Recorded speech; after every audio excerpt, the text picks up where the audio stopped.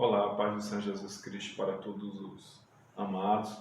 Estamos aqui no encerramento, do trimestre e a nossa 13ª lição de hoje é a batalha espiritual e as armas do crente. Esse é um tema bastante discutido dentro das igrejas, é um tema que vem se repetindo de várias maneiras, mas como disse o apóstolo Paulo, eu não vos canso de falar a mesma coisa. Se Paulo repetia essa frase, é porque existia falhas. Então, muitas pessoas perguntam por que bate-se tanto em batalha espiritual? Porque a batalha espiritual, ela é uma realidade. Ela está acontecendo diariamente em nossas vidas. E a Bíblia nos dá uma proposta muito boa para enfrentarmos as batalhas. É bem certo que essas batalhas, como está aqui em toda a lição, ela tem uma origem. A origem dela deu-se no céu. A primeira batalha que se houve espiritual aconteceu no céu, No livro de Ezequiel vai tratar bastante disso aí, que quando Satanás, chamado até então de Lúcifer, o anjo que existia como o ser superior a todos os demais anjos, ele ministrava diante do trono de Deus, era querubim ungido por Deus para guardar o trono real e divino de Deus. Ele então, no seu coração, nasce o desejo de ser igualitário, igual a Deus. Agora, não no sentido de caráter, ele não queria ter um caráter divino, um caráter bom, ele queria ter o poder de Deus. Então, ele diz: olha, eu vou me assentar, ser igual, ou colocar meu trono acima do de Deus. Então, ele começou a espalhar uma notícia entre os anjos. A Bíblia diz: e no espalhar do teu comércio, e comércio tem essa conotação de vender uma ideia, ele começou a ensinar, a praticar, a falar e deturpar esmiuçar, pulverizar entre os anjos divinos uma ideia de que quem tivesse a seu lado para ter uma rebelião e derrubar Deus, ia ganhar cargos talvez, eu não sei dizer, ou status. E uma terça parte dos anjos aderiram. E a Bíblia diz que Deus o expulsou do céu. Então nós vamos ali observar a primeira batalha espiritual que se tem ideia. Então Satanás, quando nós falamos de batalha espiritual, nós sabemos que existe um campo de batalha, existe um adversário, existe armas. Aí você vai dizer: pastor, e as armas são ao nosso favor? Bem, existe armas ao nosso favor e armas contra nós. É uma batalha, não esqueça disso. Vamos para a lição. O texto áureo diz assim: revestindo-se de toda a armadura de Deus, para que possais estar firme contra as astutas ciladas do diabo. A verdade prática: o uso da armadura de Deus assegura a vitória do crente no campo de batalha espiritual. Vamos para Efésios 6:10, a partir do versículo 10 até o 20, ele nos diz o seguinte: no demais, irmãos meus, fortalecei-vos no Senhor e na força de seu poder. Revesti-vos de toda a armadura de Deus, para que possais estar firmes contra as astutas ciladas do diabo. Porque não temos que lutar contra carne e sangue, mas sim contra os principados, contra as potestades, contra os príncipes das trevas deste século, contra as hostes espirituais da maldade nos lugares celestiais. Portanto, tomai toda a armadura de Deus para que possais resistir no dia mau e, havendo feito tudo, ficar firme. Estais, pois, firmes, tendo cingido os vossos lombos com a verdade e vestido a couraça da justiça e calçando os pés na preparação do evangelho da paz, tomando sobre tudo o escudo da fé, com o qual podeis apagar os dardos do inflamado do maligno. Tomai também o capacete da salvação e a espada do Espírito, que é a palavra de Deus, orando em todo o tempo com toda oração e súplica no Espírito, e vigiando nisso com toda perseveração e súplica por todos os santos. E por mim, para que me seja dada no abrir da minha boca a palavra com confiança, para fazer notório o ministério do Evangelho, pelo qual sou embaixador em cadeias, para que possa falar livremente como me convém. Qual o objetivo dessa lição? Mostrar que o uso da armadura de Deus assegura a vitória no campo da batalha espiritual. E também objetivos específicos, demonstrar qual deve ser o preparo espiritual do crente para a batalha, apresentar a vocês o campo de batalha e vocês tomarem conhecimento quais são as armaduras espirituais indispensáveis ao crente. Amém, irmão? Então, na introdutória aqui, vamos observar o seguinte: ao finalizar a epístola aos Efésios, o apóstolo convoca a igreja para lutar e resistir aos inevitáveis conflitos contra as forças espirituais da maldade. Nessa batalha, a fim de suportar os ataques e se manter firme na marcha contra o mal, os soldados de Cristo precisam revestir de toda a armadura de Deus. E o que veremos na presente lição. Primeiro, o preparo espiritual do crente para a batalha. Fortalecer-vos no poder do Senhor. A expressão na forma passiva, fortalecer-vos no Senhor, indica que não temos poder em nós mesmos.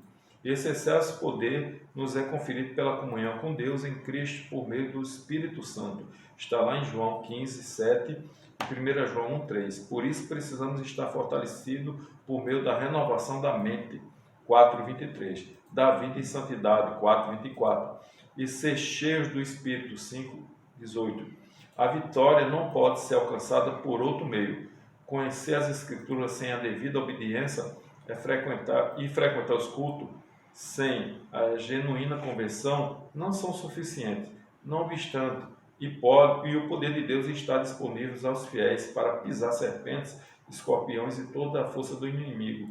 Lucas 10, 19. Deixa eu te falar uma coisa aqui nesse ponto. O preparo espiritual do crente para a batalha. Você observa o seguinte: um soldado, e eu, conhecimento de causa, né, eu sei disso, quando todos nós chegamos num quartel, primeiramente nós enfrentamos uma série de exercícios físicos para que nosso corpo seja adequado a terrenos, a situações adversas, a temperaturas. Então, temos que estruturar nosso corpo com alimentação, os exercícios físicos. Então, depois ele nos dá, de certa forma, uniformes, equipamentos, armaduras, né, para que o nosso corpo se adeque àqueles equipamentos e possa enfrentar os terrenos adversos. Porque uma coisa, irmãos, é você lutar numa selva. Outra coisa totalmente é você lutar num deserto. Depois lutar no sertão. Ou lutar num lugar que é montanha ou é frio, né? Digamos assim, onde existe o gelo. Então, temos que ter o equipamento certo, da forma certa, para que tenhamos sucesso. Então, uma coisa bem simples: dá certo, fazer a coisa certa do jeito certo. Você imagina, se um soldado totalmente preparado, um lutador de UFC, coloca o cara lá, né, todo preparado, não dá nenhum equipamento para ele.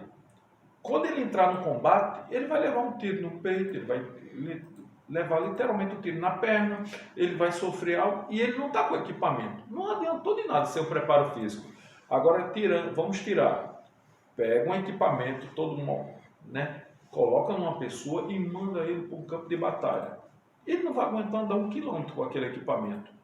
Então, vocês imaginem bem que tem que ser um fortalecimento. Nós temos que ter o fortalecimento em nossos corpos, em nossa mente, porque a batalha espiritual, ela se dá literalmente na mente. Na mente. Agora, tu olha lá o capítulo 4, né, a partir do versículo 1 de Lucas. Você vai entender o que é isso. Jesus, quando ele começa seu ministério aos 30 anos, né, que era a idade que o filho que tinha uma mãe, ele era órfão, de certa forma órfão, tinha uma mãe, ele deveria deixar o lar e deveria assumir o sacerdócio aos 30 anos somente. Jesus, ele não parte para o confronto com Satanás, apesar de ele ser Deus. Ele nos dá um exemplo. Ele primeiro vai fazer o quê? Ele vai jejuar, vai orar, ele vai ter uma intimidade com o Senhor, 40 dias no deserto. Não quer dizer que você vai jejuar 40 dias, não. Esqueça isso. Não é isso. O que ele tem é um momento de preparo, de fortalecimento no Senhor. E daí, irmãos, ele vai para o combate. Aliás, o combate vem até ele, né? Porque ali já começa uma guerra espiritual quando Satanás vai enfrentá-lo. Então Satanás começa a estudar e diz assim: eu vou derrotar ele pela maior necessidade que ele tem nesse momento, que é a necessidade física. Então ele não consegue, ele vê que Jesus o enfrenta já com o quê? Com a espada, né? Que a gente vai falar na frente. Então começa um confronto e Satanás é derrotado. Daí, quando Jesus já sai com autoridade e com as armas espirituais, nos dando esse exemplo. Agora, tem crente que vai para o evangelismo, tem crente que vai para o combate espiritual, não se fortalece. Ele acha que porque ele conhece muita Bíblia, ele leu muitos livros, ele tem toda uma teoria, não adianta de nada. Existe um livro chamado Guerra Espiritual, do Dr. Gilbert Pink, e esse homem é uma das grandes autoridades do mundo na língua grega. Ele sabe muito. E quando ele esteve no Brasil, ele foi evangelizar na Amazônia, sabe que um demônio tomou um índio lá e falou para ele: não adianta você vir com sua teologia para aqui não. Nós não vamos nos rebaixarmos à sua teologia. E ele escreveu esse livro exatamente por causa disso. Porque ele disse que além de irmos para o campo de batalha, temos que ir preparados com as armas de Deus, não com as armas humanas. E a Bíblia nos dá garantia de que as nossas armas são poderosas em Deus. Então é isso que ele traz aqui. Se prepare, sabendo que o preparo não é seu, não. O preparo, a fonte, a origem do fortalecimento é Deus. Somos dependentes dele, em tudo, né? Então, quando ele fala isso, ele fala: vigilantes em toda a oração e súplica, né? Paulo enfatiza a necessidade de uma vida cristã permeada pela prática da oração. Não é possível entrar em combate sem a cobertura de tão preciosa arma espiritual. A expressão orando em todo o tempo, com toda oração e súplica no Espírito, significa clamar pelo favor divino em qualquer circunstância e oportunidade. Esse clamor deve estar acompanhado de vigilância, pois, está lá em Isaías 59, de 1 a 2, pois esta preserva o crente das astutas ciladas do inimigo. Salmo 124, 7. Vigiamos em oração e súplica. Então, a oração deve ser algo constante. Você olha os quartéis, e quem foi militar sabe disso, os quartéis, por incrível que pareça, o Brasil ele não entra em guerra porque ele é um país de paz. O acordo da ONU garante que ele é um país de paz. Nossos quartéis garantem a paz, mas mesmo assim ele não para de vigiar. Você vai no quartel, tem torres de vigília. O cara está lá vigiando. Tempo de paz, todo mundo dormindo, alguém tem que estar vigiando. E é isso que a Bíblia nos garante, né? O castigo para os soldados do templo, naquela época de Jesus, que dormisse, era levar uma surra, ter suas vestes todas rasgadas, e depois era ateado fogo nele, para que ele morresse queimado. Os guardas do templo, dos sacerdotes, o castigo era esse, porque eles não admitiam que a pessoa não parasse de vigiar. Por isso que Cristo, usando o apóstolo Paulo, ele nos dá a garantia, porque você vive um tempo que está de paz na sua casa, um tempo que você aparentemente não está enfrentando batalhas, não quer dizer que está tudo bem não, o inimigo está lá. A Bíblia diz que ele está ao redor, só observando. Ele tem todo o tempo do mundo. Então ele está observando sua vida, ele está observando a minha, ele está procurando uma brecha para que ele possa penetrar e fazer uma destruição. É isso que acontece. Então, todo momento, fortalecimento, oração e vigilância. É uma combinação. E na maioria dos textos que você vai olhar, é interessante que ele diz assim: vigiai e orai. Vigiai e orai. A vigilância vem em primeiro lugar e a oração em segundo lugar. Né? Interessante isso. Ninguém está assim, de uma forma ou de outra. Na construção dos muros, da restauração dos muros de Jerusalém, por Neemias, os textos nos garantem que aqueles homens, ele estava empunhando uma lança, uma espada, um escudo, e com a outra ele carregava tijolos e pedras. Então, eu tenho um trabalho com a oração, mas eu tenho uma vigilância ao mesmo tempo. Conhecendo o campo de batalha. Aí nós temos que conhecer o campo de batalha. Aí, deixa eu fazer aqui para vocês, está fora, está dentro do contexto, mas está fora do esquema aqui da lição, deixa eu falar para vocês aqui que se estamos numa batalha e temos que conhecer o campo de batalha, nós precisamos entender quem é o nosso inimigo. O nosso inimigo, ele é terrível. Quando ele olha para você, ele é como se ele estivesse olhando para o próprio Jesus, para o próprio Deus. Quando ele olha para você, ele vai ver atribuições que é dada, né, os atributos comunicáveis, aquele que Deus permite que o homem tenha na imagem, que Deus tem e permite que nós tenhamos na nossa imagem, né, iguais a Deus. Quando ele olha para você, ele vai ver justiça, ele vai ver amor, ele vai ver misericórdia. Aí, quando ele se vinga do ser humano, é como se ele estivesse se vingando do próprio Deus, né? Ele tem essa estratégia. Então, o que ele procura fazer? Degrinir sua imagem, jogar você no lamaçal, você no poço, levar você ao suicídio, levar você a cair, levar você a pecar. Então, antes de mais nada, eu queria falar para vocês aqui, né? Você tem que conhecer a frente de batalha. O que é a frente de batalha? Numa guerra, a frente de batalha, né? Aquilo que está à sua frente, você tem que entender que você tem 3 inimigos perversos que lhe confrontam diariamente. Não é como se dissesse assim, o inimigo vem segunda-feira, mas terça-feira ele vai tirar um descanso. Ou ele vai atacar de dia, de noite ele descansa. Ou não, ele está constantemente, diariamente, atacando sua vida. Ele está lá na sua frente, estudando suas fraquezas para que ele possa atacar. Então, o primeiro inimigo que eu queria falar hoje para você, para que você entenda qual é o mundo. 1 João 2, 15 ao 17. Agora o mundo, aí você vai olhar e dizer assim, pastor, quer dizer que a natureza é minha inimiga, quer dizer que o céu é meu inimigo, o mar é meu inimigo. Não, não é isso. Porque tudo que Deus criou é bom, nos diz lá no Gênesis. O que eu estou falando aqui é o mundo mais o sistema do mal. Quando João diz, não ameis o mundo, nem as coisas que no mundo existem, ele está dizendo, olha, não ameis aquilo que existe dominando o mundo. É a força dominadora do mundo. Que força é essa? É as influências, é as experiências, é aquele que procura lhe tragar e lhe atrair, como um imã atrai o ferro, lhe atrair para o sistema dele. É o sistema de corrupção, é o sistema da mentira. É aquilo que mais ou menos a gente diz assim, o jeitinho brasileiro, sabe? O jeitinho brasileiro no nosso linguajar.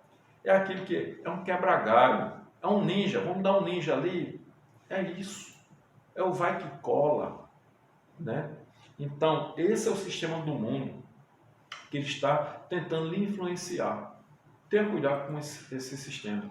Esse aí, eu posso até dizer para você, até de certa forma, fácil de certa forma, até fácil de resistir, né?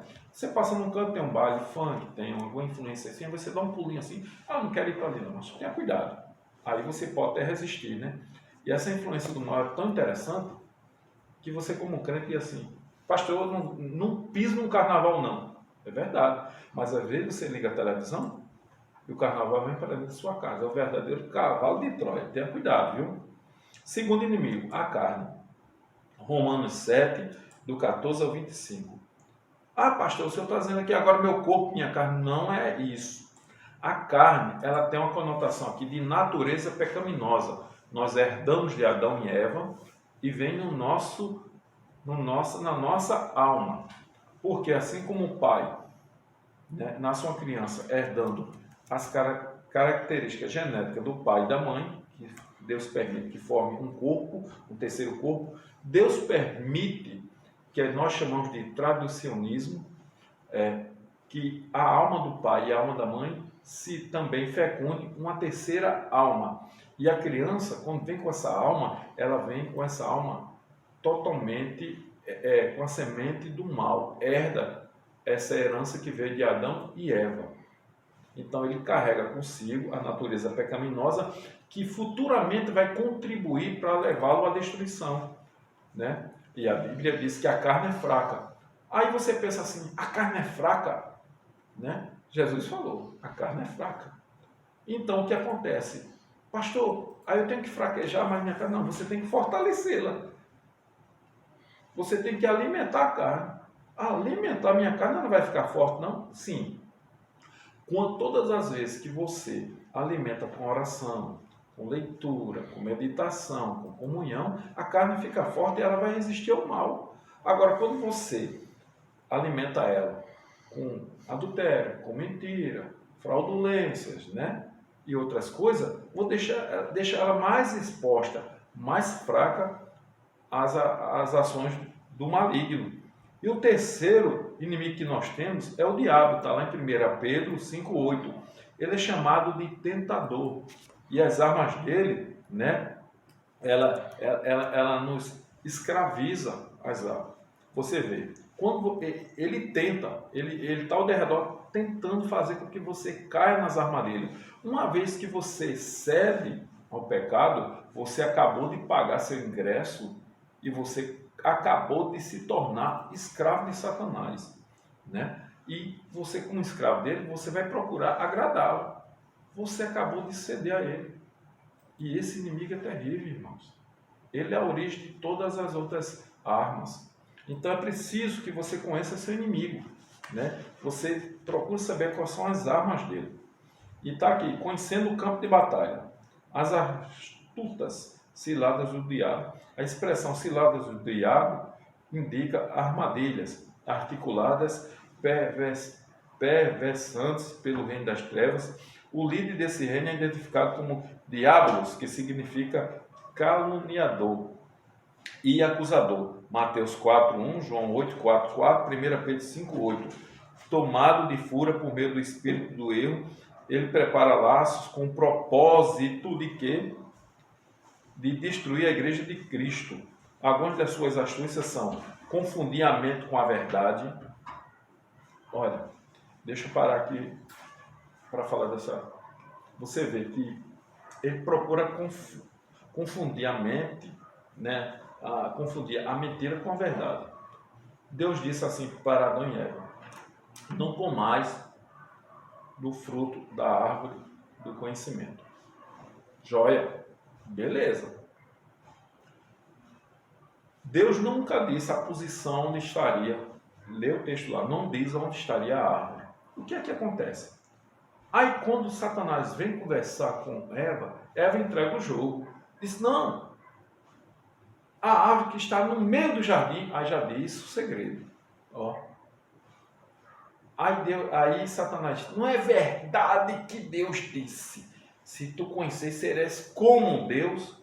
Aí ela diz assim, e ele pensa, nós seremos como Deus, conhecedores do bem e do mal.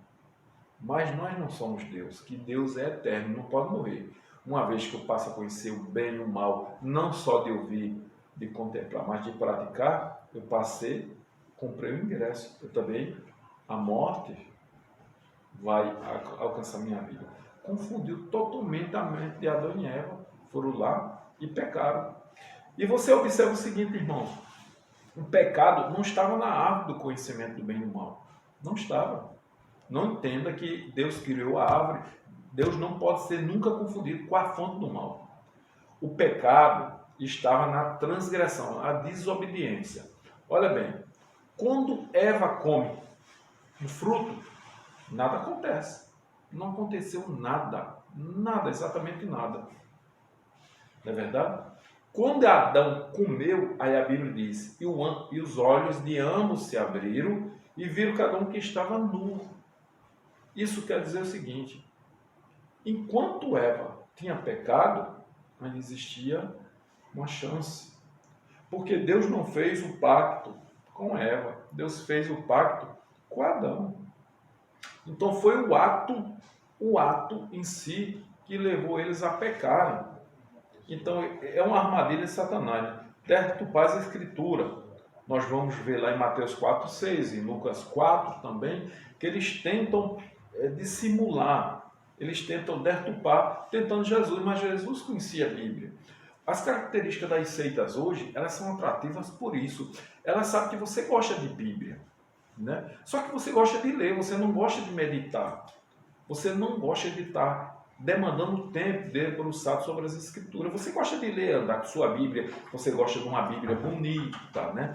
Toda enfeitada, dizer que é uma Bíblia de estudo, grossa, dourada, gosta de exibir, mas você não gosta de meditar. Aí Satanás, sabendo disso, ele chega dizendo, olha aí esse versículo, olha aí essa passagem. Só que um texto ele tem que ser compreendido em todo o seu contexto, né? Porque um texto mal colocado, né?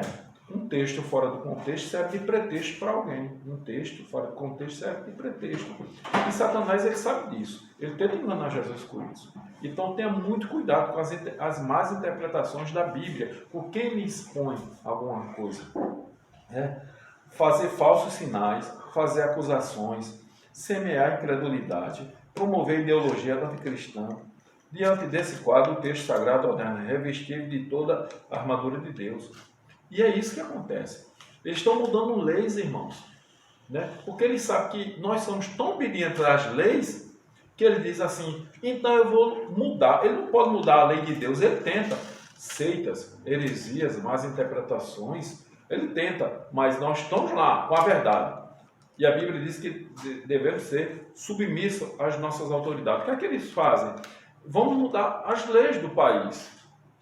Aí nós começamos a ser subjugados pela lei do país. Só que entenda o seguinte, se uma lei do país ela conseguir caminhar com as escrituras sagradas, nós vamos obedecer. Se é para pagar imposto, nós vamos pagar. Porque o próprio Jesus disse, dai a César o que é de César, a tributação devida a César, mas dá a Deus o que é de Deus. A tributação correta a Deus, que são os dízimos. Mas a partir do momento que uma lei num país ela é mudada e ela confronta a Bíblia Sagrada, confronta os princípios de Deus, que os decretos de Deus são eternos, eles não podem ser mudados, aí, meu irmão, me perdoe. Não é o prefeito, não é o vereador, não é o prefeito, não é o governador, não é o presidente, não é o Supremo Tribunal, não é os militares, não é ninguém. Nessa área, nós não podemos obedecer. Aí sim, se nós tivermos que dar a nossa vida, nós daremos, porque Apocalipse disse que nós vencemos Satanás, né? Amamos mais a Bíblia e diante até da morte, não amamos a nossa própria vida. Nós vencemos pelo sangue, que foi a purificação, pelo testemunho, que é a nossa vida de conduta, e pela palavra, que não foi nossa regra de fé e prática. E cuidado, tem muita lei sendo mudada e muito crente entrando nessa onda. Não entre. Você não foi chamado para ser onda.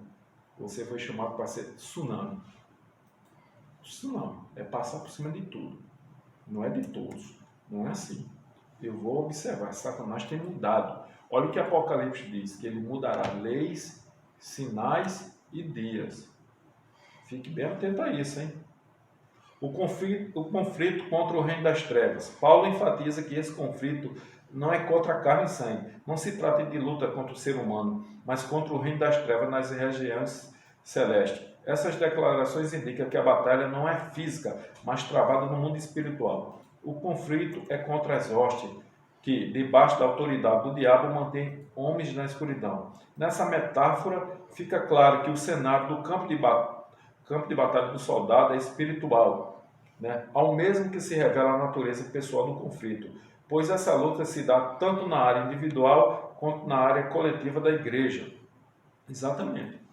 Essa luta, ela pode ter um caráter individual contra você e coletivo. Vamos falar tropa de choque. Quando eu participei da minha primeira tropa de choque, e eu me lembro no quartel que era muito enfatizado isso, a gente recebia um escudo, um cacetete, toda a proteção que parece dessas armaduras, eles colocavam os nossos amigos para simular lá uma luta, um conflito, alguma coisa assim, né? E o que acontece? Ele jogava, atirava algumas pedras e aquilo nos irritava. E ele dizia, nunca abandone a formação. Nunca abandona a formação. Porque uma vez abandonando a formação, abria-se uma lacuna que poderia poderia haver penetração e comprometer toda a tropa. Então, olha o que acontece. Satanás desafia, eu vou falar de Igreja Manancial Ágape, porque é onde eu congrego, para não usar outra. Desafia o manancial está feito igual à tropa romana, com os escudos levantados, encoraçados, a formação tartaruga, aí vem flecha, vem lança, vem pedra, não penetra. Ele diz, nós não conseguimos. Aí você, que faz parte da nossa igreja, resolve abandonar a sua posição. Você abre uma brecha. Aí o inimigo pode penetrar, se ele pudesse, que ele nem pode, né? Mas ele penetra e através da sua ação de apostasia, de ceder ao inimigo, ele pode causar danos a outro. Ele nunca vai vencer a igreja, mas ele causa danos. Então, você tem uma responsabilidade coletiva, corporativa, mas você tem uma responsabilidade individual. Você, quando for pensar, você não pode pensar só em si, mas no coletivo. Então, temos que ter muito cuidado com isso, né? As agências, né, das potestades, elas são poderosas, elas são malignas, elas são astutas, né? Poderosa, não se engane, o inimigo é poderoso, ele é astuto e ele é maligno. Cuidado até com o elogio. O elogio, muitas das vezes, ele vem para você não com forma de lhe fortalecer, mas de lhe derrubar. Cuidado muito com isso. Olha, lá em Antena, a menina que adivinhava, eis aí os servos de Deus que carregam o quê? A salvação. Aquilo não era para eles fortalecerem, mas era para dizer, eu sou um servo de Deus, até os demônios testemunham de mim.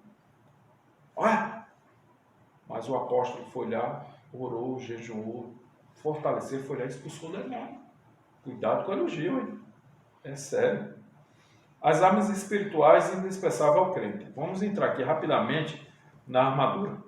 A armadura completa de Deus. A imagem que o apóstolo usa é de uma linguagem retirada do contexto militar romano. A expressão toda a armadura traduz o termo grego panoplia, que significa a armadura completa de soldado fortemente armado.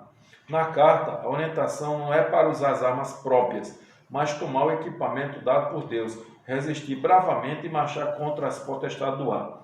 Vamos lá. As armas indispensáveis de defesa. Vejamos aqui uma lista de armas espirituais disponíveis aos soldados do Senhor. Cingindo-se os vossos lombos com a verdade. Retrata a peça usada para dar mobilidade ao soldado no combate. Nesse sentido, faz referência à verdade da doutrina, né, de Cristo, a integridade, né, dos soldados. Cingindo os vossos lombos, né? Então, o lombo, a área lombar é essa aqui. Cingindo-se com ele, porque a verdade tudo sustenta. Aonde não existe verdade, não existe sustentabilidade. Você vê, a pessoa diz, rapaz, eu não pequei. Você imagina lá na bota, na acusação, eu não pequei, eu não pequei, eu não pequei. Foi morto, né? E Acabe tomou posse. E isso, né? Ele recebe um repúdio da parte de Deus, Acabe, porque Nabote morreu inocente dizendo, eu não pequei. Então, a verdade, João 8,44, conhecereis a verdade, 8,32, que diz, conhecereis a verdade e a verdade vos libertará, porque ela tem esse poder de sustentar sua vida, vestindo a couraça da justiça. Couraça nada mais é do que um colete à prova de bala. Ele protege os órgãos vitais. Então, os soldados usavam aquela couraça firme nos campos de batalha, né? Que certa vez as espadas, a lança batia, mas não penetrava. E a couraça, ela era bem sustentável, calçando os pés na preparação do Evangelho da paz, né?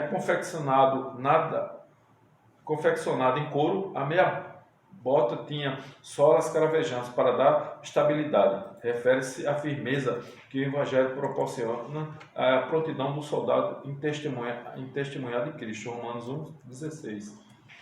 O Evangelho, nossos pés, ele tem que calçados de acordo com o terreno. Você imagina uma mulher de salto alto, o pé protegido, mas de salto alto, um lamaçal. lugar que tem pedra. Você imagina você de sapato, né, dentro do manguezal. Você imagina eu de tênis dentro de uma selva. Para cada terreno se precisa de um calçado especial. Quando ele se fala aqui, ele fala que quando você que leva a mensagem, você tem que ter uma preparação adequada. Se eu vou para presídio, evangelizar lá, eu tenho que ter uma linguagem, o evangelho tem que me adequar àquele ambiente. O apóstolo disse, eu me fiz de grego para ganhar os gregos, mas eu me fiz de romano para ganhar os romanos, e me fiz de bárbaro para ganhar os bárbaros. Então, se você vai evangelizar no hospital, você tem que ter palavras de consolo e de esperança para aqueles que estão sofrendo. Se você vai para uma ala de apenados, você já tem que ter outras palavras dentro da Bíblia que traga confiança e sustentabilidade àquelas pessoas. Se você vai para uma pregação num colégio, ou para jovens, ou para casais, é isso que ele está dizendo. Para cada terreno, levar uma mensagem, né? Não deixar de ter a preparação, mas um calçado diferente. Tomando, sobretudo, o escudo da fé, né? Longo, retagular, feito de madeira e couro, o escudo protege o corpo inteiro dos dados incendiários. Refere-se à fé inabalável. O escudo, meu irmão, é uma coisa tremenda. O escudo, né, tem momento que você precisa se defender de pé, mas tem momento que você tem que se colocar de joelho e colocar o escudo. Existe momento na nossa vida que, quando nós estamos caminhando, o escudo tem que estar erguido, mas tem momento que a gente tem que se ajoelhar e o escudo está lá da mesma forma. O escudo, ele tem que representar a sua fé. E nada mais do que você crer naquilo que você não vê e acreditar naquilo que você não está enxergando, mas você acredita que vai acontecer. É o que diz lá em Hebreu. A fé é o firme fundamento das coisas que não se vê, a certeza das coisas que se aguarda. Aguarde que você vai ver. Né? Capacete da salvação. O capacete pesado, resistente e fabricado com bronze ou ferro. O capacete serve de proteção para a cabeça. Por que o capacete da salvação? Na sua mente, na sua cabeça, tem que ficar bem claro isso. Deixa eu falar para você, a salvação tem que estar inserida, né? Inculcado, a palavra certa é inculcado, e a palavra inculcar é abrir a mente e colocar lá dentro e fechar, que você é salvo. Por mais que seu vizinho diga, por mais que as acusações cheguem, por mais que seu filho não acredite, você é salvo, você é salvo. Não adianta você trabalhar no reino de Deus pensando que você... eu não vou ser salvo se eu não for para o culto. Não, você é salvo porque Cristo lhe alcançou. Agora, eu como salvo, eu tenho que ir ao culto. É minha responsabilidade. Porque o culto não vai lhe salvar, o batismo não vai lhe salvar, a ceia não vai lhe salvar. Mas o culto que você faltar, a ceia que você faltar, o batismo que você realizou e não cumpriu, ele vai te condenar no último dia, se você não permanecer na presença de Deus. Então, tudo aquilo que não tem o poder de lhe salvar, mas tem o poder de lhe condenar. Então, nessa posição, entenda, eu sou salvo, eu preciso me batizar, para confessar diante dos homens, para ser um símbolo. Eu preciso ir à ceia porque eu preciso ter comunhão, fortalecimento com o Senhor. Eu preciso ir ao culto de doutrina porque eu preciso aprender a palavra de Deus, porque eu preciso me defender, o meu escudo tem que estar firme, às vezes cansa, mas quando eu vou na doutrina, me ergue novamente. É isso que você tem que entender. Salvação foi comprada por um custo muito, mas muito caro mesmo. Aqui, imprescindível arma ofensiva. Finalmente, a espada é a única arma de defesa e de ataque. Porque você se defende, mas você ataca também quando a mentira vier. Né? A sustentação, a espada do Espírito. A espada aqui, ela literalmente tem poder destruidor do mal. Quando fala de martelo, é poder que esmiuça a pedra, é o poder que derruba. Quando ela fala que ela é água, é o poder purificador. Quando fala que ela é espelho, é o poder revelador. Quando fala que ela é pão, é o poder que alimenta. Quando ela é água, é o poder que sacia. Então a espada do Espírito é a palavra de Deus. E tem crente que diz assim, eu vou andar com a espada porque eu me defendo com ela. Não, se você não conhece sua ferramenta, e lá no quartel, eles tinham quem foi militar sabe disso, eles colocavam uma venda em nossos olhos colocávamos nós na frente do nosso equipamento para a gente montar e desmontar o equipamento sem ver, sob pressão. Porque acontece que a gente poderia ficar no escuro, uma peça quebrar e a gente tem que aprender a manusear ele no escuro. Aprenda a manusear a sua palavra enquanto você pode. Porque vai chegar um tempo que sua vista vai falhar, você vai querer, pode ficar impossibilitado, né? Então, não seja escravo de ninguém. Conheça a sua Bíblia mais do que ninguém. Ela é a espada que vai te dar força no momento difícil. Quando o inimigo vier, você vai, defender. Vamos concluir o seguinte. A vitória da Igreja de Cristo contra as forças do mal é garantida pela sobreexcelente grandeza do poder de Deus. Os ardis de Satanás não podem ser subestimados, porém o reino das trevas não deve amedrontar o cristão. A Escritura convoca o salvo a combater e a vencer as potestades do mar, revestindo-se contra toda a armadura de Deus.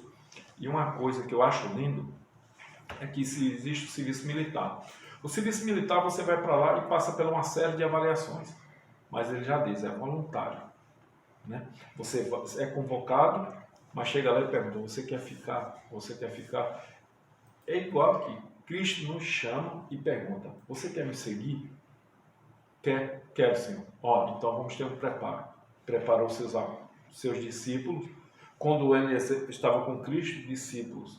Quando Cristo morre, eles agora são apóstolos. Discípulo, aquele que aprende. Apóstolo, aquele que envia. Se você foi chamado para ser discípulo, agora eu te convoco a ser apóstolo. Vai, prega a palavra, resistir ao mal e ele fugirá de vós. Porque é vitória garantida servir no reino dos céus. Eu agradeço a oportunidade em nome de Jesus.